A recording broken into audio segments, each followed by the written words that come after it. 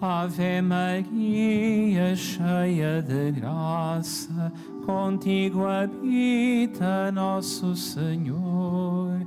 Por dom divino entre as mulheres, tu és bendita, divina flor.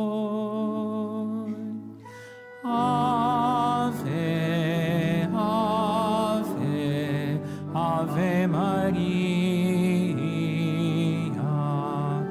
Ave, ave, ave Maria.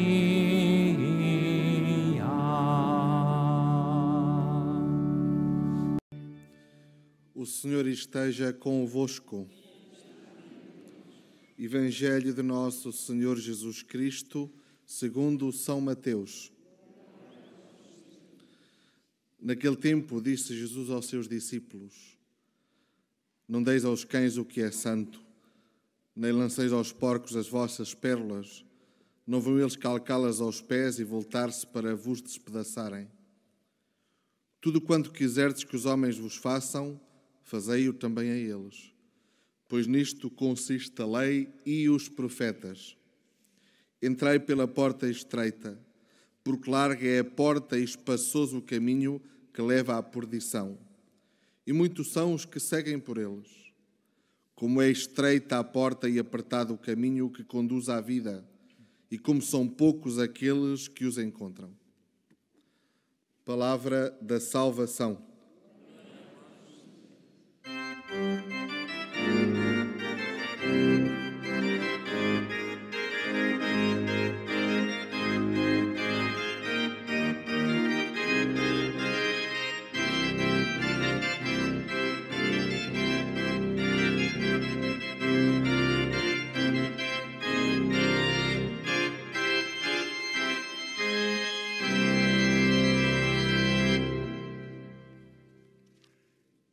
Meus irmãos e minhas irmãs, a vida de fé estabelece-nos numa relação de amizade com Deus. E por isso, quando temos fé, vemos tudo à luz dessa relação de amizade com o Senhor. Temos um exemplo de que assim é na primeira leitura. Ezequias era um homem de fé, um rei justo, e diante da ameaça do rei assírio, Senaqueribe, o que é que ele faz? Vai ao templo para rezar e coloca diante de Deus a aflição que sentia, a ameaça que estava sobre o seu povo. A oração, no fundo, é espontânea na vida de quem realmente tem fé. Porquê? Porque a fé é essa relação de amizade que estabelecemos com Deus. E a oração é lugar privilegiado para expressar e aprofundar essa amizade. O rei vai ter com Deus numa circunstância difícil. Curiosamente, a sua oração é uma súplica, mas ele não diz faz isto ou aquilo a Deus. Ele expressa simplesmente a aflição em que ele e a cidade de Jerusalém se encontravam porque sitiadas pelo rei inimigo. A oração de súplica não é para nós dizermos a Deus o que Ele tem de fazer, mas para manifestarmos as nossas aflições, as nossas necessidades, e essa manifestação não é para que Ele faça o que nós queremos, mas para lhe dizermos que confiamos nele e na bondade da sua vontade.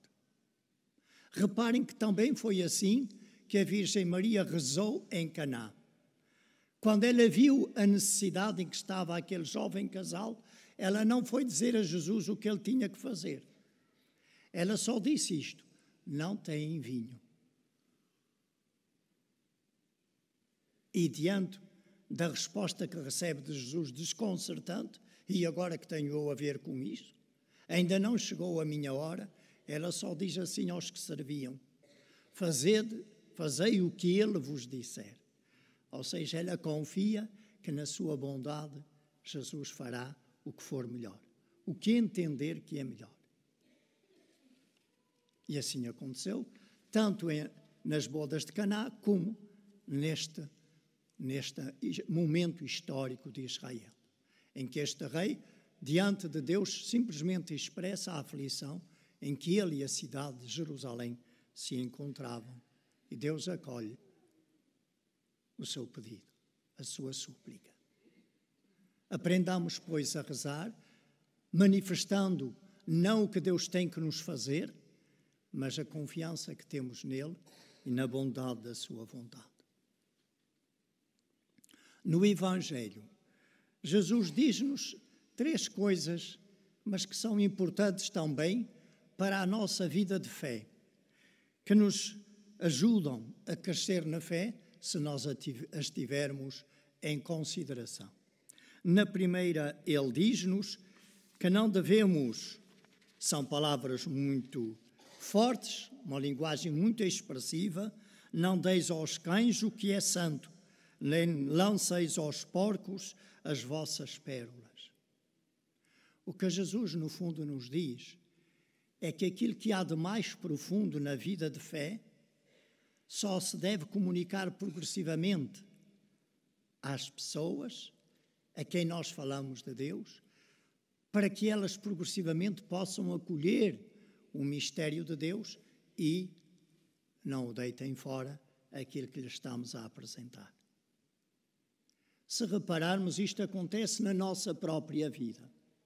Quando e na medida em que uma pessoa cresce na fé, cresce a compreensão que ela tem de Deus, do mistério de Deus e daquilo que tem a ver com o mistério da nossa salvação. Quando nós crescemos na fé, por exemplo, olhamos de maneira diferente os sacramentos, como a Eucaristia, a reconciliação e os outros todos. Vemos neles uma manifestação da bondade de Deus para conosco.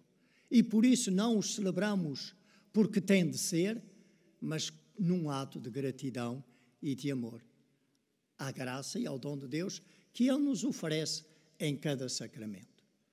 A pessoa que cresce na fé não participa na missa ao domingo porque tem de ser, mas porque quer agradecer a Deus tão grande dom e quer aproveitar a graça que Deus assim tão benignamente lhe oferece. Jesus diz-nos depois de uma maneira positiva aquilo que às vezes dizemos de forma negativa. Nós costumamos a dizer, não faças aos outros o que não queres que te façam a ti. É uma maneira negativa de dizer isto que Jesus diz. Tudo quanto quiserdes que os homens vos façam, fazei-os vós também.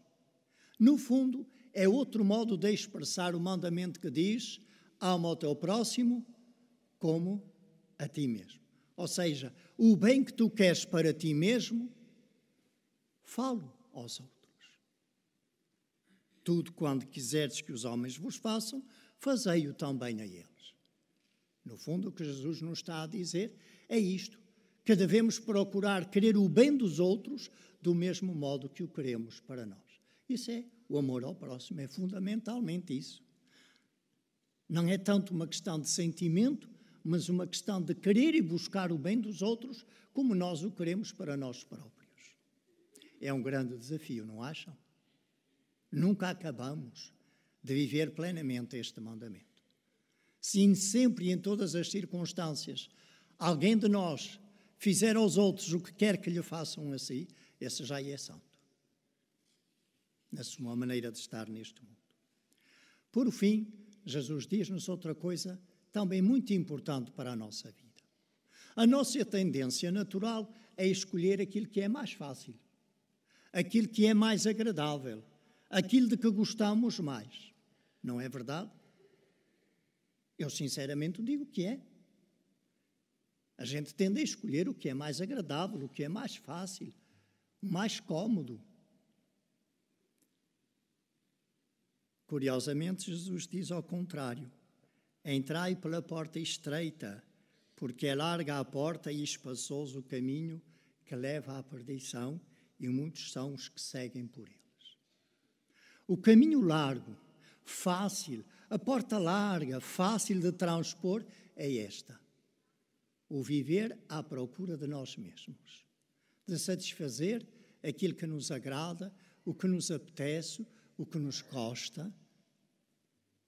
É uma atitude egoísta.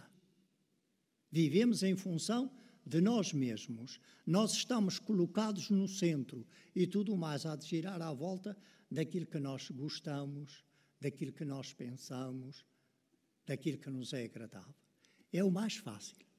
Mas Jesus diz, leva à perdição. Não traz felicidade à vida. Nem agora, nem depois. Então, Jesus quer que andemos por aquilo que é difícil. Será que Jesus quer que escolhamos o mais difícil, o mais penoso? Não, não é isso. Seria entender mal o que Jesus aqui nos diz. O que Ele nos diz é que andemos pelo caminho não fácil do amor.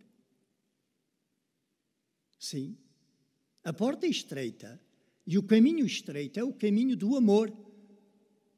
A Deus, acima de tudo, e ao próximo, como a mim mesmo.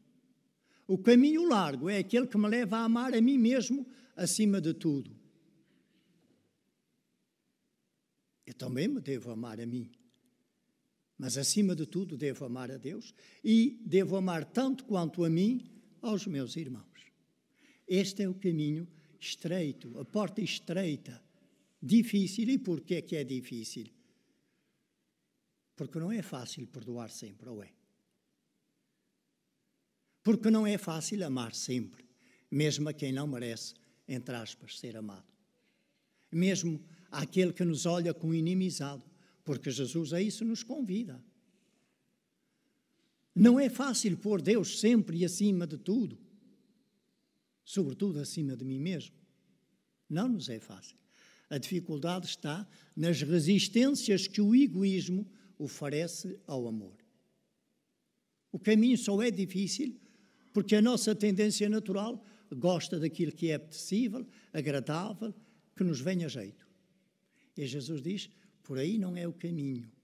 O caminho é o caminho do amor, que é capaz de descentrar de ti mesmo, que te leva a dar-te a ti mesmo num gesto de amor a Deus e aos teus irmãos. Então, porque todos nós queremos a alegria de viver, porque todos nós queremos a felicidade hoje e para sempre, sigamos o caminho do amor. A porta estreita e o caminho áspero e difícil do amor. Porque não há outro. O próprio Jesus, por ele andou.